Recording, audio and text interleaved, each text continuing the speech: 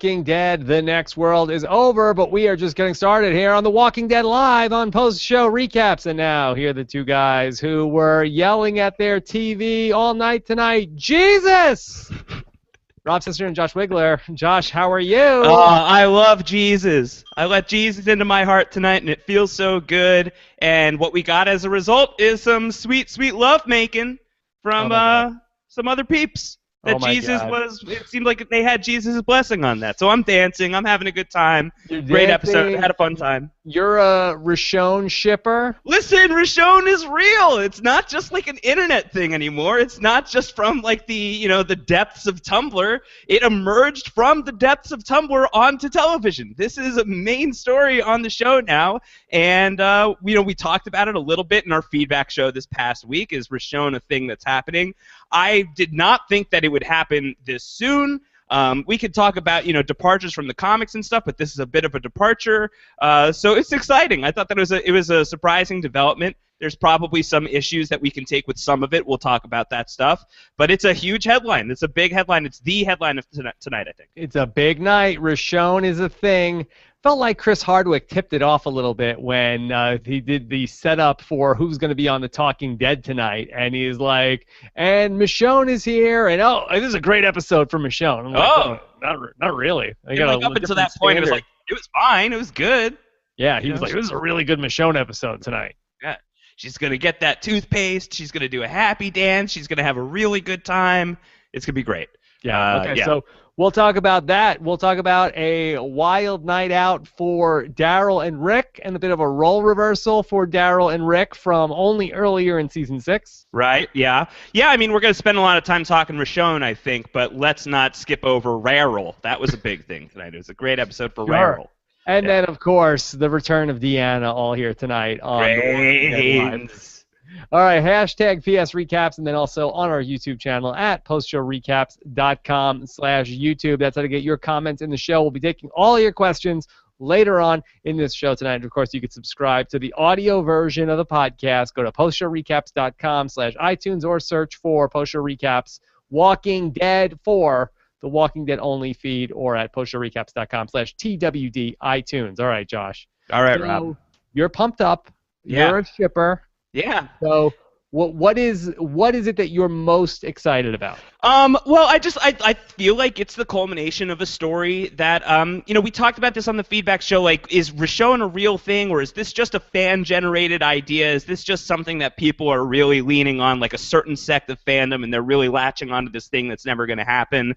And it happened. And I think now that you look back, if you start thinking back to a lot of the stories between Rick and Michonne in previous episodes and previous seasons, I feel like this is earned. I feel like that they were really leading up to this moment in a lot of ways. It feels like the payoff of a lot of the episodes where Michonne would hang out with Rick and Carl, and they would be a little bit of a family unit. I know that you had expressed a little bit of nerves over the fact that Carl kind of views Michonne as sort of a sister type, so this is going to maybe be a little bit of an awkward conversation that they're going to have with Carl. Yeah, well, I felt like tonight in the episode when it was like, Carl told Michonne that he loves her. I was like, hold on, is Carl going to make a pass at Michonne here? Oh, man, so it was going to be Kishone?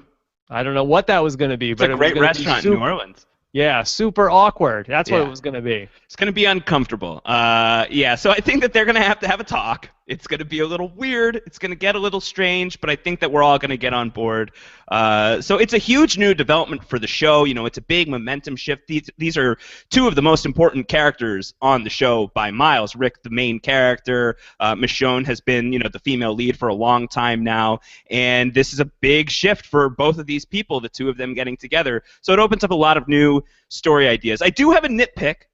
The nitpick would be, like, could we have let Jesse kind of cool off a little bit before we Well, that's the thing. We talked about last week that, boy, Rick did not mourn at all for her. Now, I know 2 months have passed, but we didn't see Rick for 1 second on screen have any sort of acknowledgement that his past squeeze. Right. Again, now, I don't know how many days ultimately. I know it was a long time for us. It might have only been like 10 days for Rick in real life.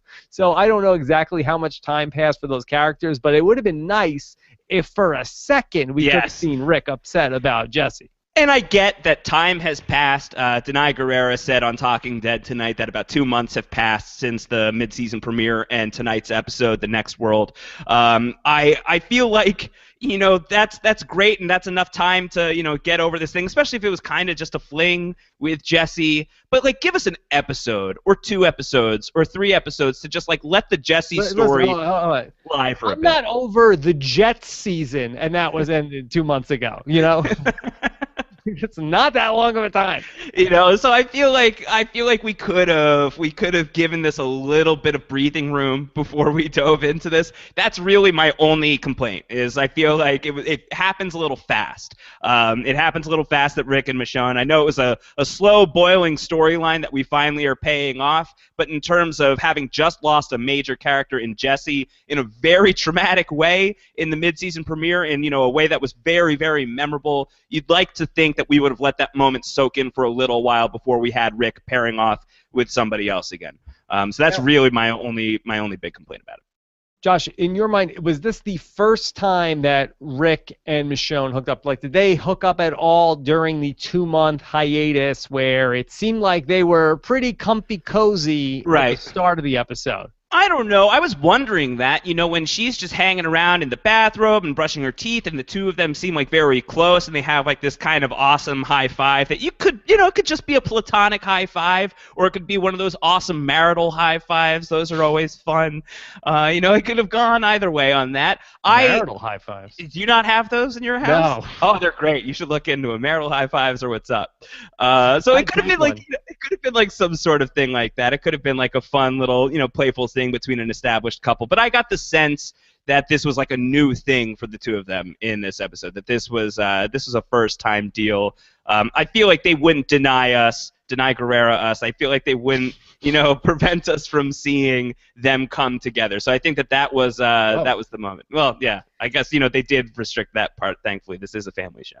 Okay, so is this terrible news for Michonne, because the trend is not a positive one to be the love interest of Rick Grimes? Well, they say 3 is a trend, right? So if this doesn't work out for Michonne, then the next potential Mrs. Rick Grimes should really think about somebody else. Yeah. It's not a trend yet. It's dangerously close to a trend. The good news is Rick's current squeeze has a samurai sword and is a badass and can really handle herself. So I feel good about her, at least short term. But it could be bad news in the long term. Who knows? It really is a bad track record for Rick. So what do you think is more likely to happen? Rick and Michonne at some point break up? Do you think that they just continue onward? This is like the new Jim and Pam, and they will just the series will end in the Rick and Michonne wedding? Or do you think that we will have probably Michonne, more likely than Rick, inevitably will be dead? Well, what's your take on this? Do you think that this is going to be a happy ending? Is this the OTP? Is this we're going to really pay this off and let fans have what we've been building for all this time? Or is this The Walking Dead, where nobody can have nice things and we're just going to break this thing up, and it's probably going to be broken up in not the traditional real world sense, but in death? I feel like Michonne's more likely to die than we're going to have some sort of awkward breakup scenario happening. That'd be uncomfortable. I'd like that episode, though. I feel like the breakup episode of The Walking Dead would be a groundbreaking episode. Yeah. Be a huge moment in the episode. And then they have to, Michonne's moving out. She's taking her stuff with her. She's going to get a new house. She's going to decide, are we friends with Rick? Is she going to take the toothpaste? How are they going to split that up? So she's going to take the certs with her. Yeah, she's going to have the spray cheese. So there's definitely things that she's going to be taking in that breakup. But we'll see. I mean, right now things are easy. They live under the same roof. No one has to move in. I think she has to move upstairs maybe, but this is good. As far as these things go, it's a pretty smooth transition, I think. And Carl's going to be A-okay with this? I don't know. We'll see. That will be an awkward conversation. I think that we have to see how that plays out. But I'm excited about it. It was a surprise for me. This is a difference from the comics. We'll talk about that a lot more in the Walking Dead Book Club podcasts that we just launched last week. I'm co-hosting those with Jessica Leese. That's talking about the show from the perspective of the comics. And there's a ton to unpack this week from that perspective. So if you like the comics, if you read the comics, we'll talk about all that stuff there. But this is a little different, and well, not even a little different. It's a big difference from how they play things out in the comics, and it could make some big impacts on some stuff coming up. So I'm excited. It's fun. It's fun from that perspective for sure. Now, we saw a very distinctly different Rick from the last episode. Do you think that part of Rick's new leaf that he turned over was because that he is in love? I mean, maybe. I guess that could be part of it. I mean, I think that I think the bigger deal is that his heart is open to those types of possibilities now. He ends the mid-season premiere by Carl's bedside, talking to Carl about how, like, I believe in Deanna's vision now. We can expand the walls. We can build new ones. We can bring more people in. We can really make Alexandria a thing. I believe in this dream. I want to show you this world. And I think once you get into that mindset, I think that you find a guy who is more open to the possibilities of normal life, who is willing to give that kind of thing a shot. So rather than it being, Rick is in love, he's head over heels, and he's just realized it or anything like that, I think that he's allowing himself to feel a little bit more like a human being and not just a murder machine like he's been in the past. So I think that that's the real big difference from Rick. It's a little bit closer to Farmer Rick from, the beginning of Season 4. It's been a while since we've seen this guy, so I think that that's the guy we're dealing with right now. Okay. Josh, could we talk about Rick and Daryl's adventure tonight? Yeah, Rick and Daryl's bogus journey or excellent adventure? Anything else you want to talk about Rashon to get things started tonight? Yeah, I think that that's enough Rashon for now.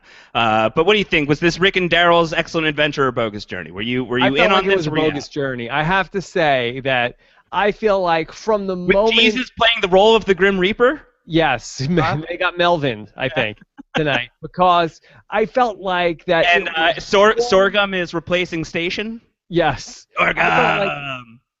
I feel like that there was one bad decision after the next tonight. Now, Josh, when I am out at the supermarket and I have like a car full of groceries, I'm going to say, like, oh, I better not stop at the ATM. I don't want to get carjacked and have anybody steal my groceries. And that's right now. Why in the world? Yeah. Why on Jesus' green earth would Rick and Daryl stop for? Okay, I know that they wanted to get a pop or a soda pop, man. at the Gotta gas have station. Pops. Why would they stop the car? They have months and months of supplies for all these people to think about. Why not? Oh, cool, gas station. I didn't even understand why they're like, hey, let's go back. Let's drive back a different way. You know that way that we just made sure it was totally clear and there was no problems on that road? Right. Well, maybe they played the music too loud and they thought maybe there could be walkers along the way. But why stop the car? I mean, that seemed like the dumbest decision ever. And they didn't even have one of them saying, like, I don't know if we should stop right now.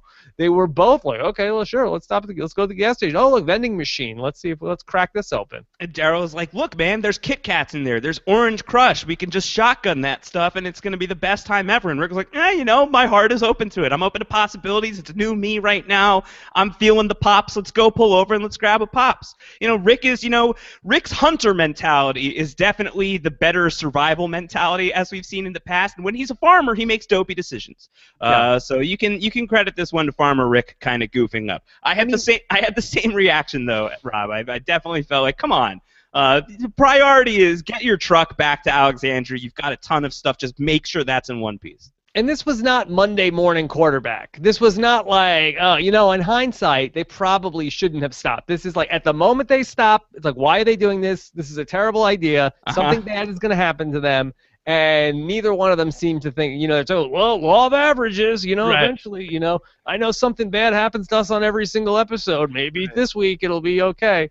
Yeah, and not for anything, Daryl, on the last episode, I know it's, again, 2 months have happened, but he was driving a truck and it got stopped by Negan's people. Why stop with all these supplies? The whole reason they go out is to find supplies. They find a truck load full of supplies. And a Joel filled with supplies. Yeah.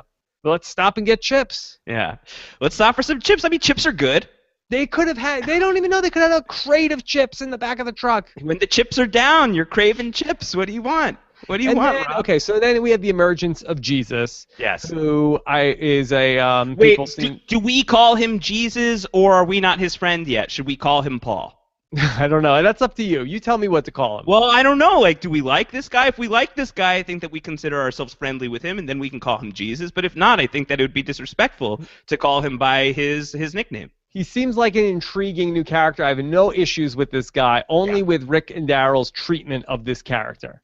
What's your problem with the treatment of the character? I mean, they're so gonna try and ask the three questions. So stupid. All night. So they were just such idiots all night long. All right, just go. Let it out. Let it out. Let's hear it. Why were they idiots towards Jesus? Let's find out about this. Well, I don't know why they didn't just kill him. Like, why are we taking so many chances? I mean, we had people in Alexandria. The season premiere opened with Rick wanting to kill Ethan Embry because he did the same exact thing that Jesus did. He's a changed man. He's a changed man. He wants to recruit new people to Alexandria. He doesn't just want to shoot people in the face. He's the guy again who asks the three questions. That's Rick's arc from the top of season 6 to where we are now. I have no problem with Rick's position on it. But if Daryl was feeling so raw about this guy, why didn't Daryl just do a thing? It was a comedy of errors all night. I mean, they have no supplies, I would believe, in Alexandria. They need to restock. This is the livelihood of what? How many people are in Alexandria? 30, 40 people are riding on this shipment getting delivered, right. And they're goofing off with this guy. And how many times are they going to engage in hand-to-hand combat with this guy? At some point, just shoot this guy. Yeah, he's a real badass, and once he started doing the ninja moves, you would think that Daryl would be like, no more chances. No more chances. Mean, at the point where they're like, okay, we're going to tie you up, but we're not going to tie you up that tight, so you'll be able to get out, but we're just going to tie you up a little bit right now. Just the tip. Yeah, just the tip. Come on. Oh boy, there's a lot to go with there. But I mean, and on top of that, they tie him up pretty loosely, and he just does what, like a backflip immediately onto the top of the truck. He's Batman. He's Batman. This guy. No, he's Jesus. When they realize he's on the top of the car, and it's like, what is Daryl's line to him? Oh, so long, you prick. And they're like, see you, prick. He's on the top of the car. I don't know what he's like tap dancing up there. They realize he's making noise up there. And they stop short. He goes flying. At that point, run him over with the damn car. I was thinking that too. I mean, Rick has pulled that move off before. Remember Officer Bob? Not great Bob. He just ran him down. I thought maybe that's where he was going to go with Jesus. It'd be one thing if this was like Glenn and some other pacifist character out there. You know, I would say, okay, well, that's just who these people are. But, I mean, it's Rick and Daryl, like the two of the biggest badasses that we've had. We've seen Rick bite a man's jugular out of his neck. Right. All of a sudden, he's really just turned over this whole leaf. Why? Because the people of Alexandria showed him so much in that, it just seems like he's almost forgotten everything from the last 3 years to turn over this new leaf. 2 months have passed. Rob, a lot has changed.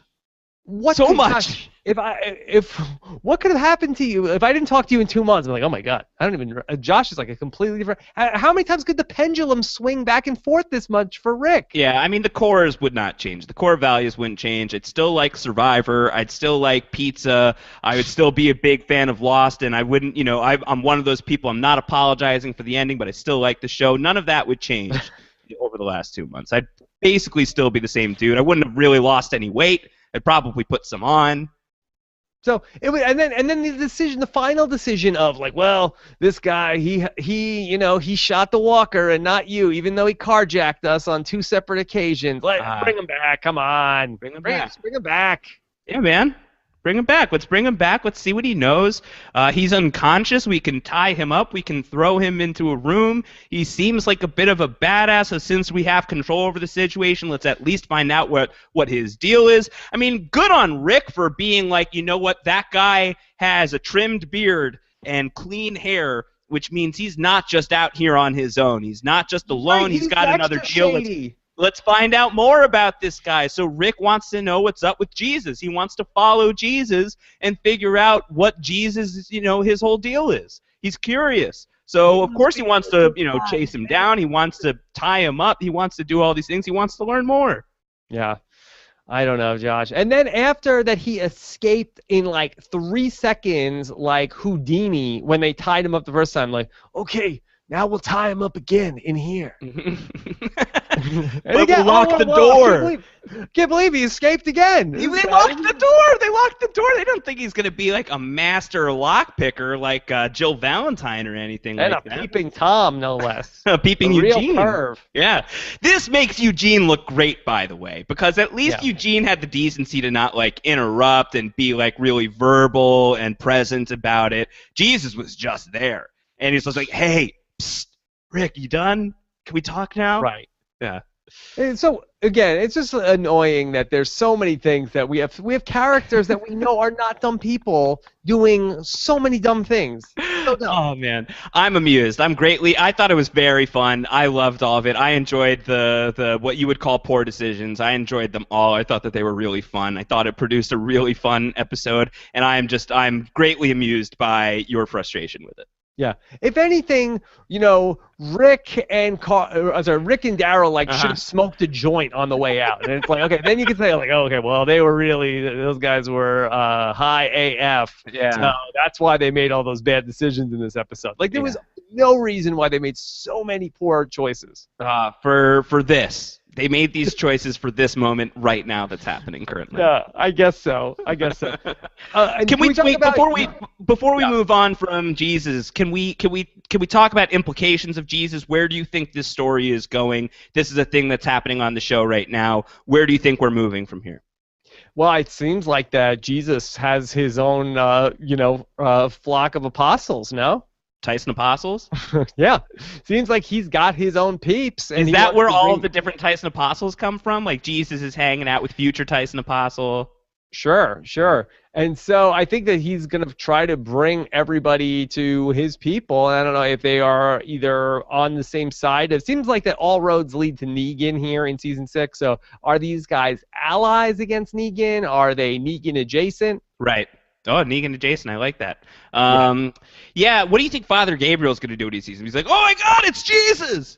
A huge fan! I knew you'd come. Yeah. I mean, I do think that based on the story and what we've seen so far, I think it's almost fair to say that Jesus is probably a chaotic good character at heart.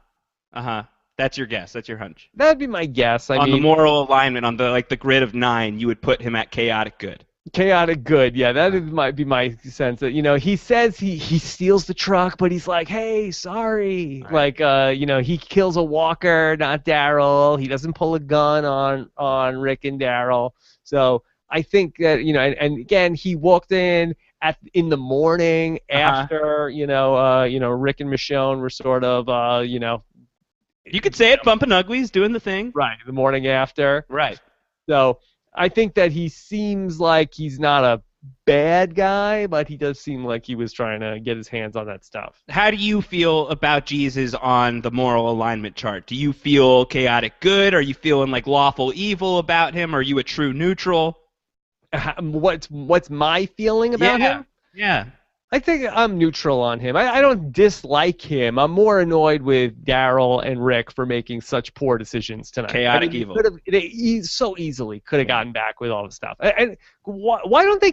Why does nobody kill the walker that is stuck to the fence of Alexandria?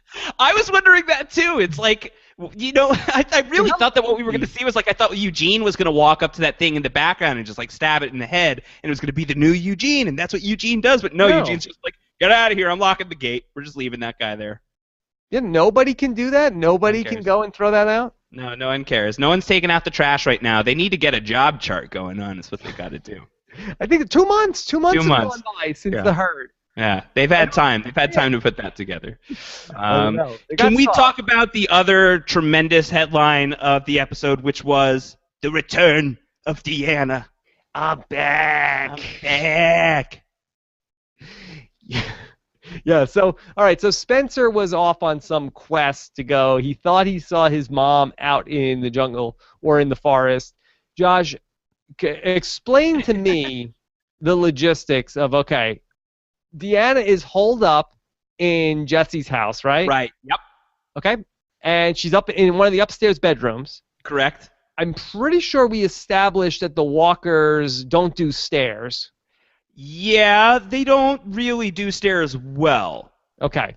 So. But they got up there. We saw her shooting the gun at some walkers, so they do stairs. So, just not great. So Deanna ends up, she's in a room, she's screaming, a herd of walkers enter the room that she's in. She comes out pretty okay. She looks good. Like, I gotta say.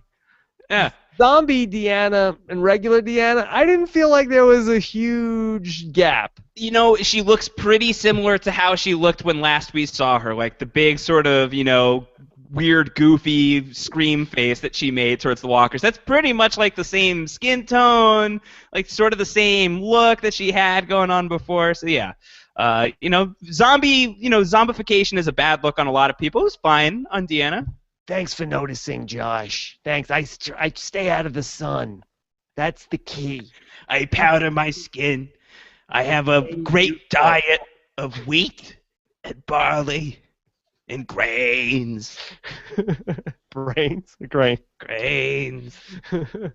Oh, yeah. So, it makes no logistical sense. Well, so how about this? What if, she's shooting the gun at the walkers when last we see her, she runs out of bullets and she screams at the walkers, and that's the last we see of her, and we assume that she just gets mobbed and eaten. But what if that's like a scream of terror, like, I totally regret what I'm doing right now, and she slams the door shut?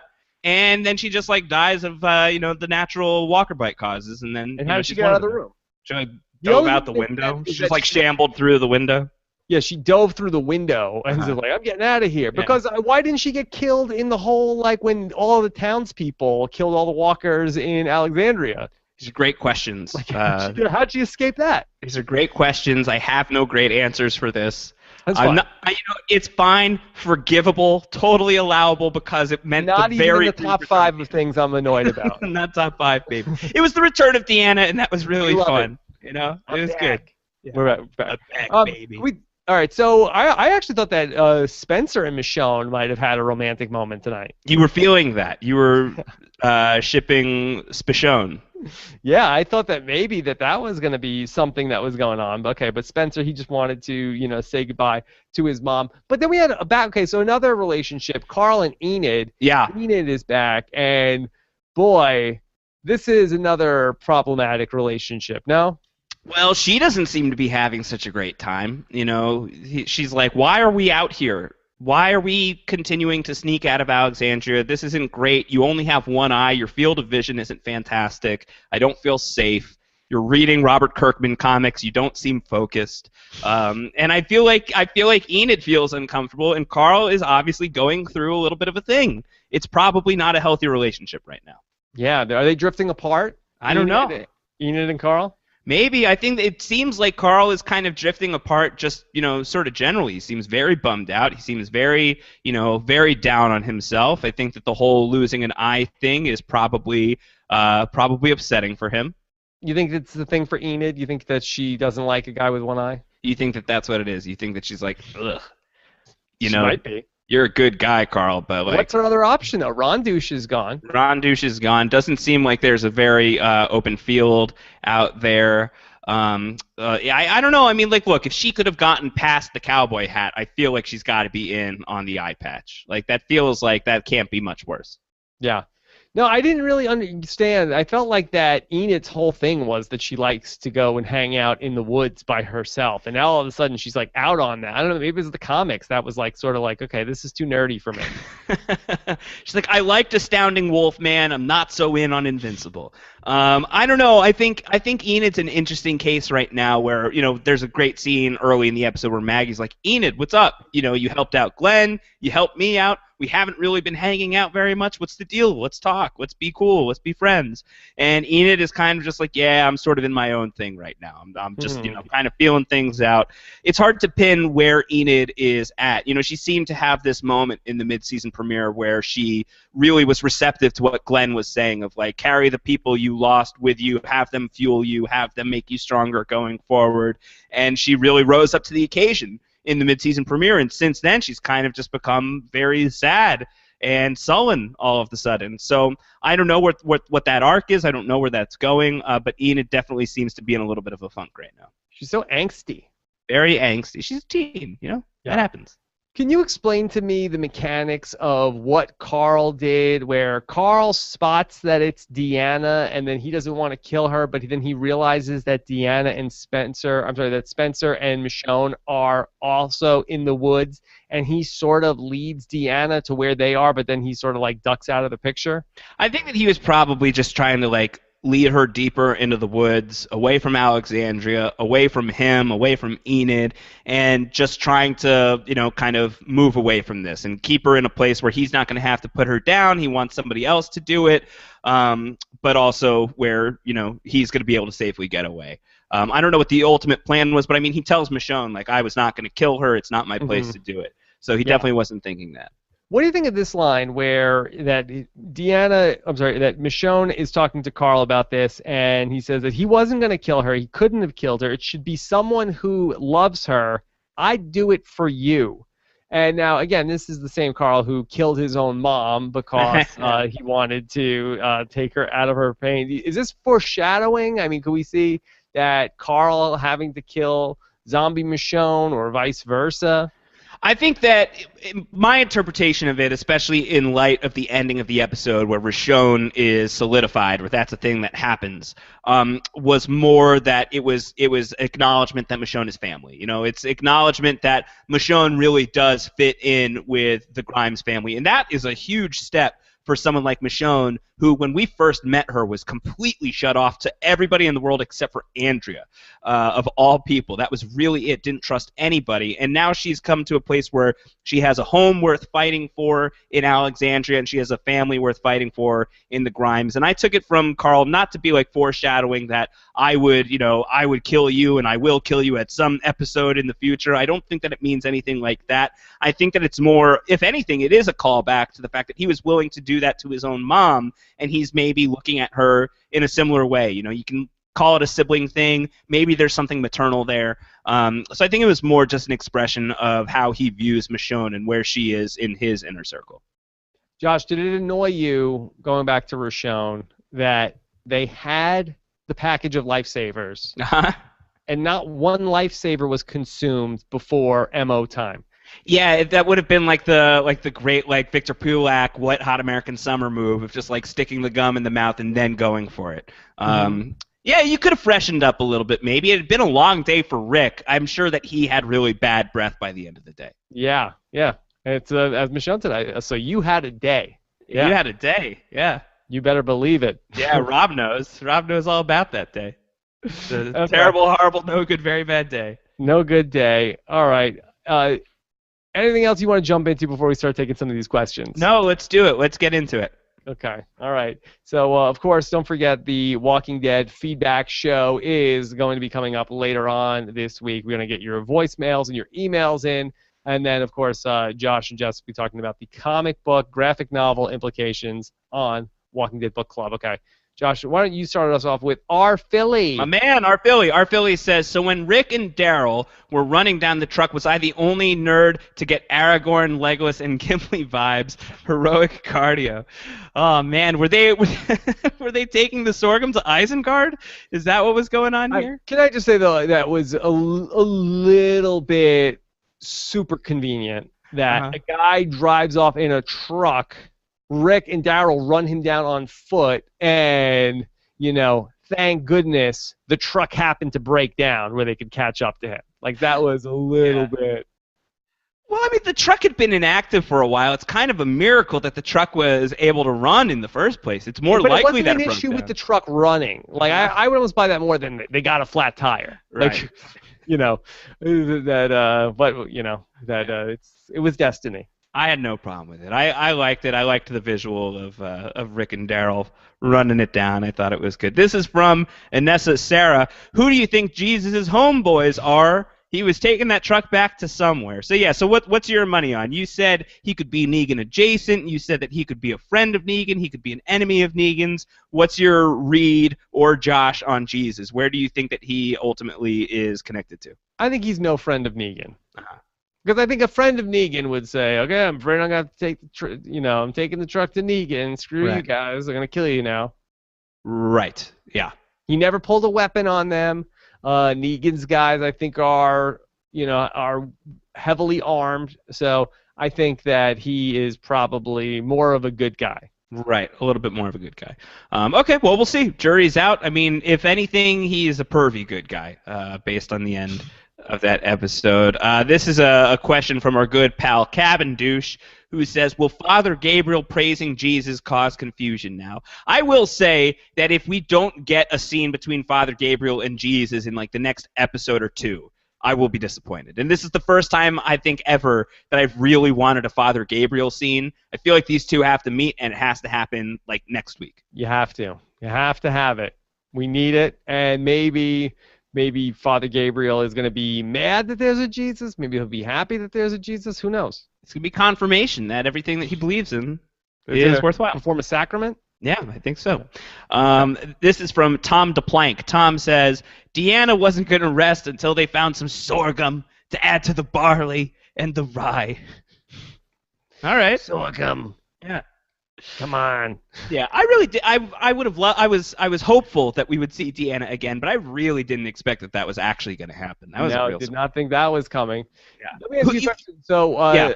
Zombie Deanna, is that a thing in the comics? No, well, Deanna's not really a thing in the comics. Deanna, there's there's a guy in the comics named Douglas, who is the leader of Alexandria, and she is, he's like an older guy, so he was kind of split into Reg and Deanna on the show.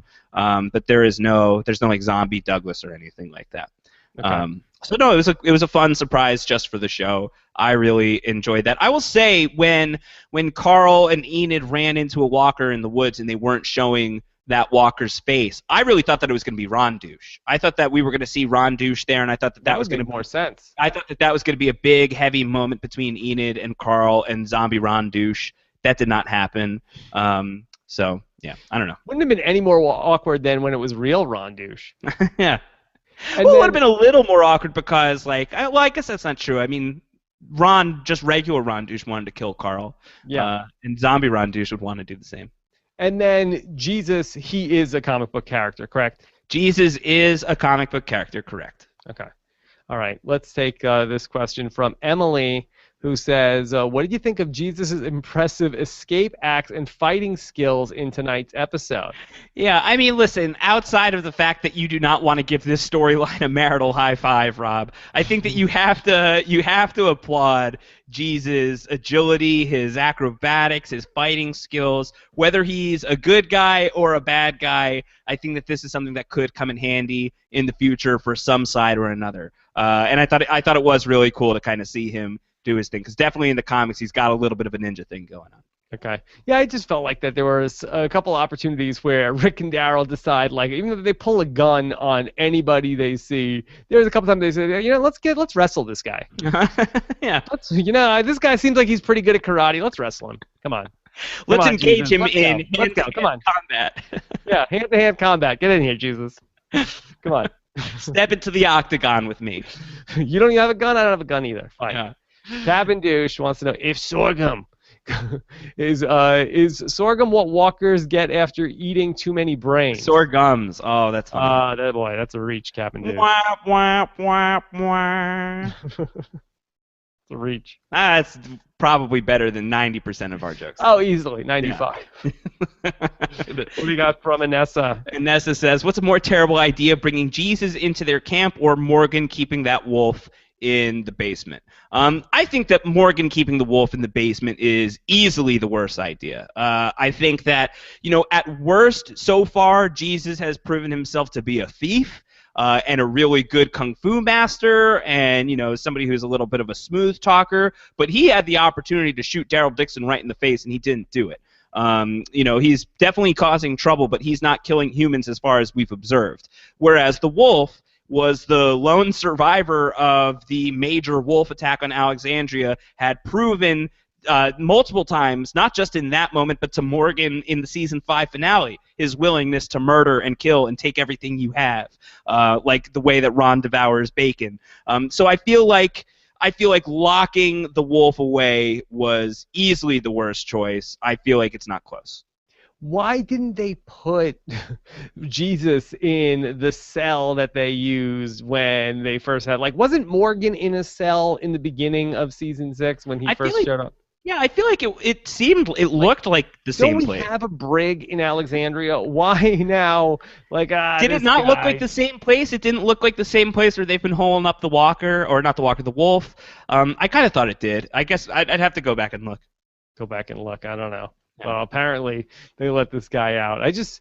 We went so soft on these guys real quick. I know. Let's take a couple more questions. This is from Amanda Fallon. Do you think Jesus wanted to get captured all along? I'm getting flashbacks to 2008's Joker, and I'm into it. Yeah, It was all part of the plan. I think that Jesus put up quite a fight for a guy who wanted to get caught. Uh-huh. Like, this was a real, the foresight on this guy. Yeah. An elaborate ruse, for sure. Yeah. I don't know. A lot of steps were involved. I mean, that may have been a good, like, ultimate outcome for him, but for that to be his plan from the beginning when he first showed up at the gas station, seems like a lot of steps were involved. Yeah. A little Joker-esque with the fireworks, though. A little tiny bit. Okay, what do you got? All right, let's take one more. This is again from Cavendish. What's more awkward, hugging your stepmom before she's your stepmom, or Jesus seeing your junk? Well, that's a very douchey question from Cavendish. Yeah. I don't know. I don't have an answer to that.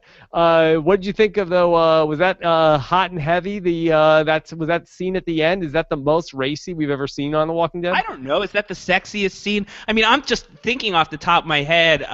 There was that time that, like, Shane and Andrea just, like, banged in the car. That was pretty hot. Yeah. The governor and Andrea, that was pretty hot sometimes. Yeah, and then we had Abraham and Rosita. Yeah, so I feel like we've had moments like these before. Yeah. Top 5. Yeah. Okay. All right.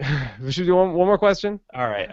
This is funny. We could finish off with Arphil, who says, if this really was Rick and Daryl's bogus journey, we have to assume next episode their best 2 out of 3 is irrelevant, and they play for 3 out of 5. Wow. Deep cut. That's a great deep cut Bill and Ted joke that I certainly appreciate quite a bit. Okay. All right, Josh. Well, this was a fun chat about the next world. We'll see where we go from here. 6 episodes, more to go. Boy, Josh, do you feel like the webisode flight from Fear the Walking Dead, you feel like that's picking up steam? Get that off my television now. Get that out. I just had like this realization, like, we're still doing this. Unbelievable. We're still on the plane. How is that still happening? How many episodes are there? How is it still happening? Like, the worst that's happened so far is like one person got bit and a walker is locked in the bathroom, and that's where we are, like 6 months into this thing. Are you freaking kidding me? Get that out of here. Get that out of here. The Walking Dead flight, stupid airline. Dumb stuff. I'm done with it. Now you're on the same level as me. That's how angry I am at that. Like, you can't just you said this. Like, you can't just air a 1-minute episode every week and expect anyone to give any kind of shit. You know, except for like the family members of the people who made it. It's like, look, Mom, I'm in The Walking Dead. Yeah, and even like your mom is like, you're not really in The Walking Dead. You're in The Walking Dead commercials, and I'm fast forwarding through them. Awful. What's going to be the final upshot of this? Like, what are we going to get? You know what? Supposedly, like, the goal of it is that one of the characters from this thing is supposed to be a character in Fear the Walking Dead Season 2. And if that's the case, I hope that character dies immediately. Just, like, shows up to die. That's it. Oh, I hate it. I hate it so much. I really do. Yeah, oh my God. Anyway. All right, well, that's funny. All right, so what's the hashtag? Did Marital High Five pull it out? Let's go with that. Let's give this episode, let's give this podcast a hashtag Marital High Five. Marital High Five. You really got to try it. It's fun. All right, so fun stuff tonight. Yeah, good. Look, that I had to say my piece about a couple of things. Hope I didn't bum too many people out with that. No, it's great. I think that we orange crushed this episode. I think that we just shotgunned that crush. Soda versus pop debate. Are you somebody who gets really like I feel like I've been in that conversation like multiple times in my life, and every time I want to blow my brains out. Anytime I'm having that conversation, I'm in the room where somebody asks for pop, and they're like, "What? You say pop? What is that?" Right. So you're like, are you agnostic on the issue? Yeah, it's like I went to college in upstate New York. Like there was a lot of people that said that. Yeah. Yeah, no, I did as well. I know a lot of people who said pop. It never has really bothered me. I think, it's more like the people who say pop are like fiercely defensive of pop. And if you're a soda person, at least in my experience, being a soda person is kind of like, whatever, you do you. I don't care. I'm a little surprised when I hear it the first time. But ultimately, I don't really mind. Yeah. Call it whatever makes you happy, man. Once you pop, the fun don't stop. Just make that your thing. Yeah, that's an annoying conversation if you ever get into it in real life with someone. It's annoying when it becomes a debate. Yeah. It's like it doesn't have to be a debate. You can call it pop and I can call it soda, and we can all live happily ever after. Yeah. Okay. All right. So, Josh, so what's the schedule moving forward with our Walking Dead coverage this week? Schedule moving forward, we will have the Walking Dead book club with myself and Jessica Leese for you guys on Tuesday. Keep an eye out for that. We will have the Walking Dead feedback show with your voicemails, with your questions, anything that you leave here on postshowrecaps.com or on the YouTube page. We will round those up and we will answer those questions in our Walking Dead feedback show dropping on Thursday. And you can send your voicemails in postshowrecaps.com/voicemail. You can email us twd@postshowrecaps.com. If you want to leave us a question for the Walking Dead book club, just label it as a spoiler in the headline and I will screen that and we will have a good time. So that is the schedule. That is the way to get your information to us. Also, check out last week's feedback show when I declared that Rashone was not happening. I know. Check that out. Yeah. It was fan fiction or something adjacent, and that was not happening. Yeah, I think we slashed those expectations right down. Yep. And I'm always wrong. Before you kill me on this show, I'm rarely right with this stuff. Like our jokes, like 95% accuracy.